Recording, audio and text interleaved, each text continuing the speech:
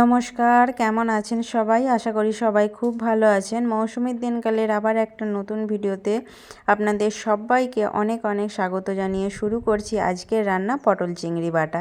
সেই জন্যই দেখুন প্রথমে পটলগুলোকে অল্প অল্প খোসা রেখে দু টুকরো করে কেটে নিয়ে ভালো করে পরিষ্কার করে ধুয়ে নিয়েছি। আর এই দিকে কড়াই বসিয়ে তাতে দিয়ে দিয়েছি সরষের তেল এবং তেল গরম করে দিয়ে দিলাম কেটে রাখা পটলগুলো। যেটা করতে হবে, এতে কিন্তু নুন বা হলুদ কোনো কিছুই মাখানো চলবে না, এমনি সাদা এইভাবে কিন্তু ভেজে নিতে হবে। এখানে সরষের তেল ব্যবহার করাটাই ভালো, তাতে কিন্তু স্বাদটা রান্নার ভালো আসবে। অবশ্য সরষের তেল আপনাদের কাছে যদি না থাকে বা ব্যবহার না করেন, সাদা তেল বা অন্য কিছু ব্যবহার করতে পারেন। তো দেখুন এইভাবে পটলগুলোকে আমি দু পিঠ উল্টে লালভাবে কিন্তু ভেজে নিয়েছি। এবার পটলগুলো আমি তুলে নিলাম, নিয়ে ওই তেলেতেই দিয়ে দিচ্ছি বেছে রাখা চিংড়ি মাছ। এখানে আমি ছোট চিংড়ি ব্যবহার করেছি, এই রান্নার জন্য এই চিংড়িটাই কিন্তু উপযুক্ত। এখন চিংড়িটা আমি ভেজে নিচ্ছি লবণ আর হলুদ দিয়ে।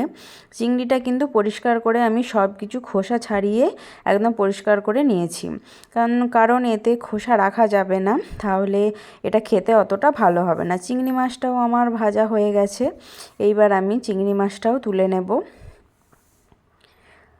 এইদিকে তুলে নিয়ে এবার একটা মিক্সার গ্রাইন্ডারে ভেজে রাখা সব পটল আর অর্ধেকগুলো চিংড়ি মাছ দিয়ে দিলাম।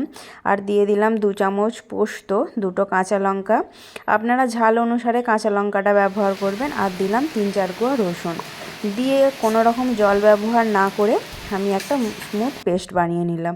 আর যে অর্ধেকগুলো চিংড়ি মাছ রেখেছিলাম সেইগুলো আমি ছোট ছোট টুকরো করে কেটে নিয়েছি। দেখো সেই ভেজে রাখা যে তেলটা পড়েছিল তাতেই দিয়ে দিলাম অল্প একটু সর্ষের তেল, দিয়ে কিন্তু খুব ভালো করে তেলটা গরম করে নিতে হবে, না হলে এটা ভাজা যাবে না, তলায় লেগে যেতে পারে।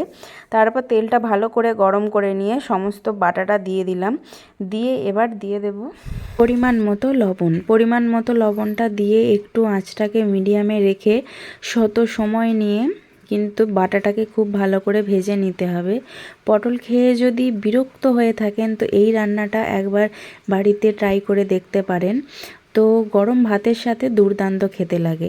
আমার কথা বিশ্বাস করতে হবে না, বাড়িতে একটু বানিয়েই দেখতে পারেন, তারপর আমাকে কমেন্ট করে জানাতে ভুলবেন না কিন্তু কেমন লাগলো পটল চিংড়ি বাটাটা। অনেকটাই ভাজা ভাজা হয়ে এসেছে, আঁচটাকে মিডিয়ামে করেই পুরো ভাজাটা ভাজছি একটু হাতে সময় নিয়ে।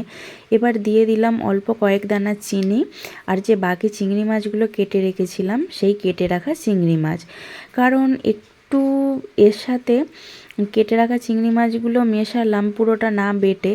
প্রত্যেকবার মুখে একটু করে চিংড়ি মাছ লাগলে কিন্তু খাওয়াটা আরও জমে যায়, সেই জন্য পুরো চিংড়ি মাছটা না বেটে আমি কিন্তু এই রকম একটু কুচিও ব্যবহার করি।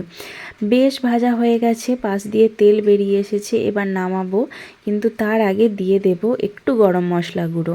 আর আমার কাছে এখন ধনে পাতাটা নেই, যদি ধনে পাতাটা আপনাদের কাছে থাকে অবশ্যই একবারে গরম মশলার সাথে ব্যবহার করবেন, মিশিয়ে ভালো করে কিন্তু নামিয়ে নিতে হবে। তো আজকের আমার রান্না সম্পূর্ণ কমপ্লিট, এবার আমি নামিয়ে নেব সার্ভ করার জন্য।